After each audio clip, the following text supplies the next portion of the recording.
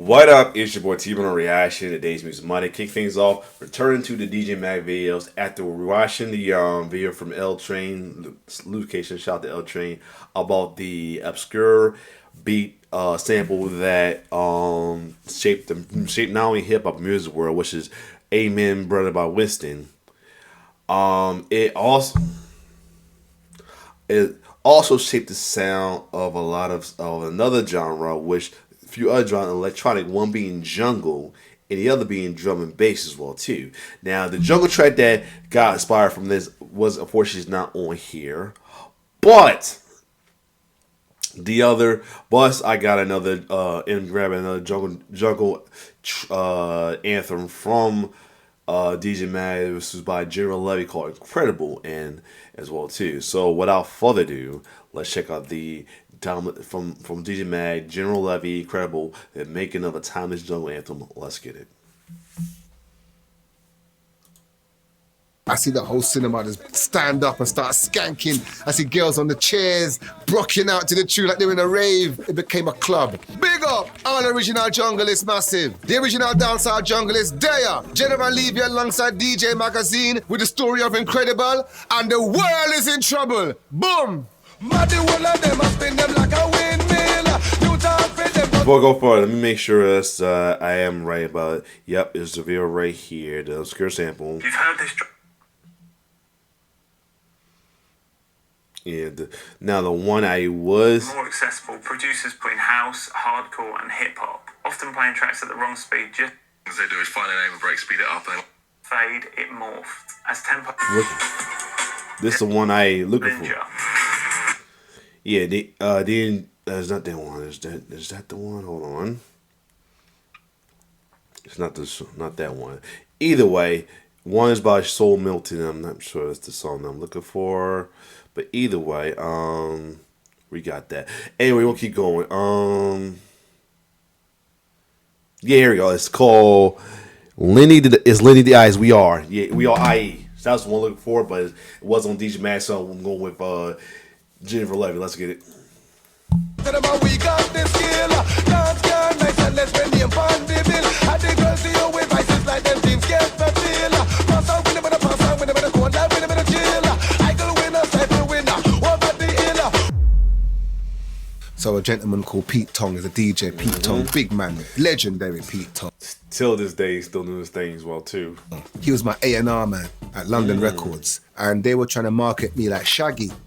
Respect to Shaggy, but my thing is different from Shaggy. You know, so they put me on this Toots and the Maytals track called Monkey Man. So when we done this song now for London Records, it came out and it didn't do very well in the charts. Went to number 50 something, 53 in the charts. It failed, you know.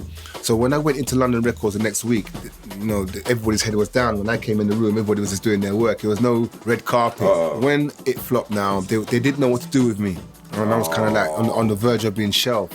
And in between of that low point, I was approached by Junior Hart and M-Beat, Marlon, to do the track. Incredible. I'm in two minds here now.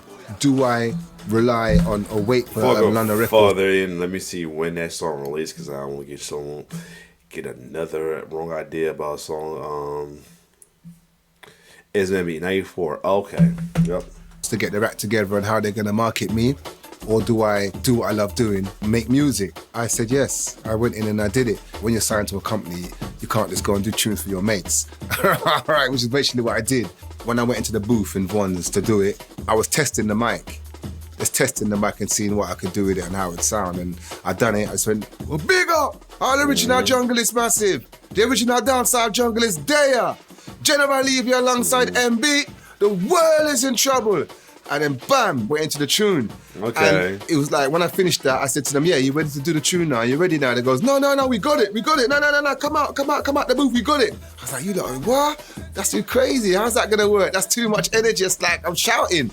We laced the track down in one take. Bam. Wow. Yo, mad the whole of them, I spin them like a windmill. I think I heard the song. We got the skill.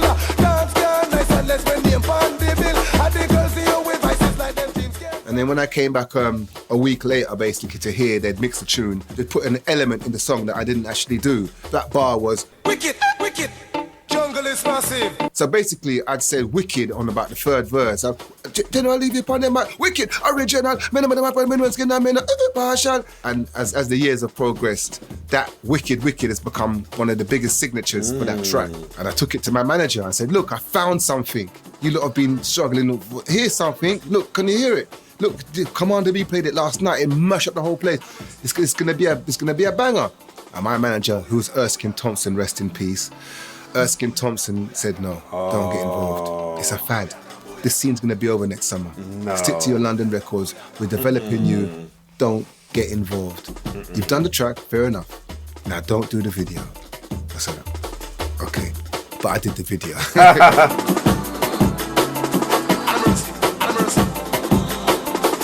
booyaka, booyaka, when the general a boss.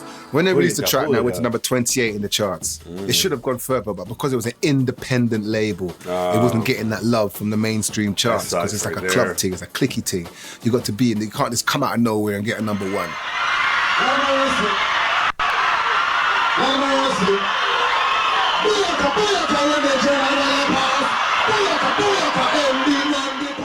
Lambeth Festival in Brockwell Park, South London. But that was when the track just came out and it was Commander B's set. I was just in the park and Commander heard I was in the park. He said, yo, come, you know what I mean? Come and do the track. I went on the stage and as soon as I hit the stage, the crowd went crazy.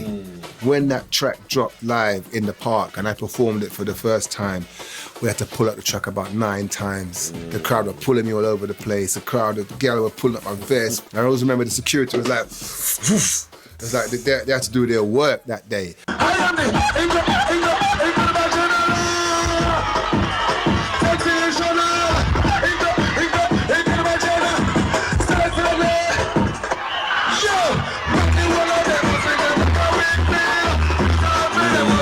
Nice.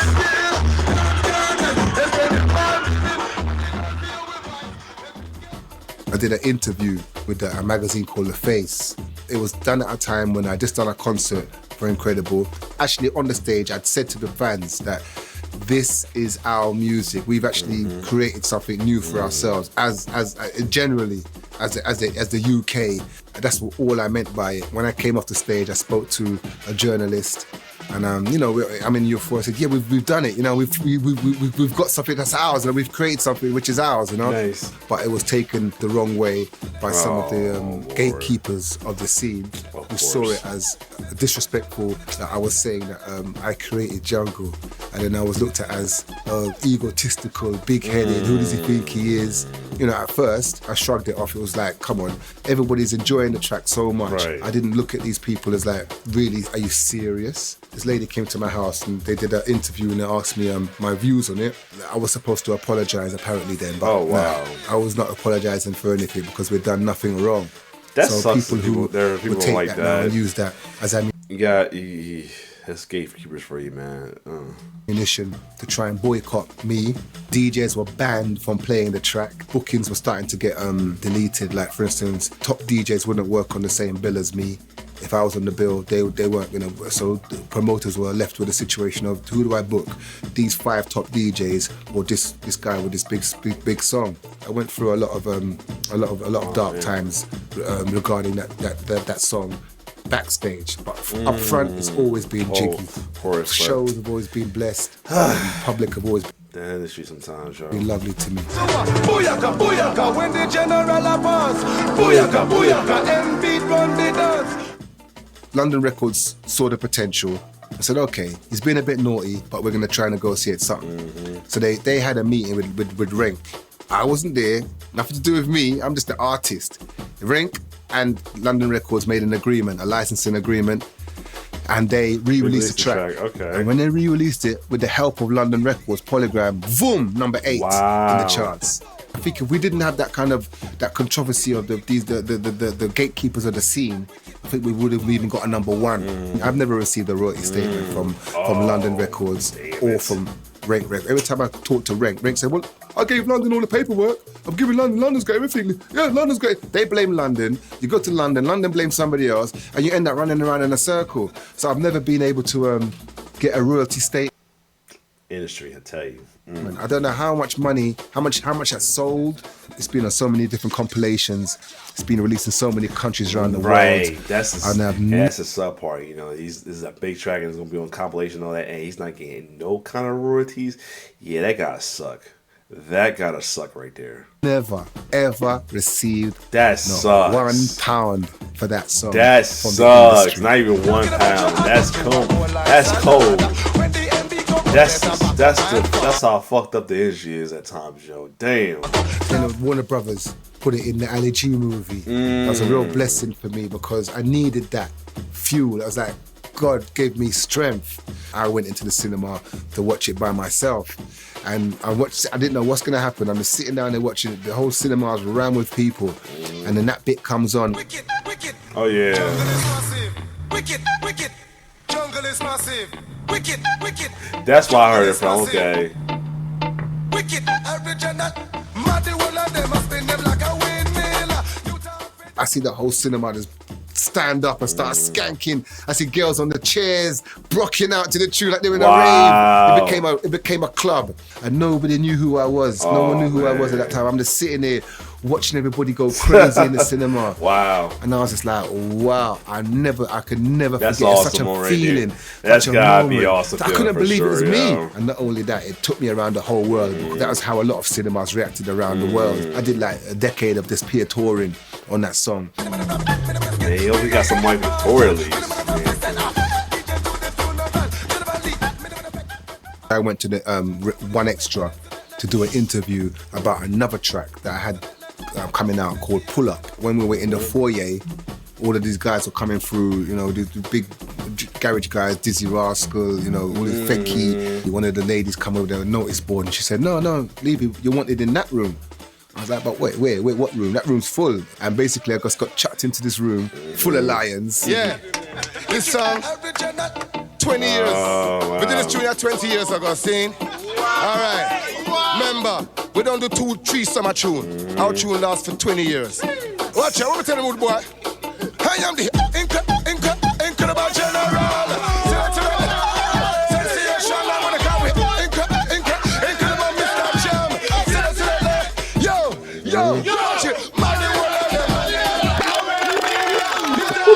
Bring it back. The whole team just went crazy. They turned 14. They're going crazy. Booyaka, everything. They know the whole words to the song. They know the words and everything. And that was a golden moment. All of the grime nation, all of the grime youth, them, all of the urban youths, them. Big up. All the original jungle is massive. The original dancehall jungle is there. General leave you alongside Mr. Jam. The world is in trouble. What tell them how it goes? This is the incredible Mr. Jam. Say that to that. Sensation, I'm gonna come here. Incredible general. Say that to that. What tell them? Yo, man, the whole of them must spin them like a way. Even JME told me after, he said to me, General, you'll never know what influence you've had on us. That moment on One Extra really stamped me into the UK consciousness. Especially feeling like you not getting, you barely getting recognition or money for this, but you still get it. But you get to hear something that see that reaction. That's gotta be an awesome moment right there as well too. So the now generation, that show gave me a lot of relevance around the world, and the way how it went down was just a beautiful moment in UK urban history. That's what it's about, bringing people together. Sometimes it can be better. It could be more better than money sometimes as well too. But at the same time, it sucks you can get this royalty for that. Other than that, though, shout out to DJ Mag for these stories, behind the scenes stories of these as well too. I gotta check to see if they have any new ones. I'm gonna check out for like another week as well too. I got another song, another one I'm looking at, and back with this after talking about, as I said, the drum and bass scene and the jungle scene being inspired by Winston's Amen brother. I got another one in the track as well too. Other than that, if you like my reaction, like, share, subscribe to my YouTube channel. It's your boy T-Bird signing off. I'm trying to see this little thing where like they're good how to perfect your kick and bass name channel as well too. Little Night is it direct? It's from them. Wow, that's awesome. Definitely check out DJ Mash if you need help with like get into the dance scene and music as well too. Anyway, it's your boy T-Bear signing off. One love.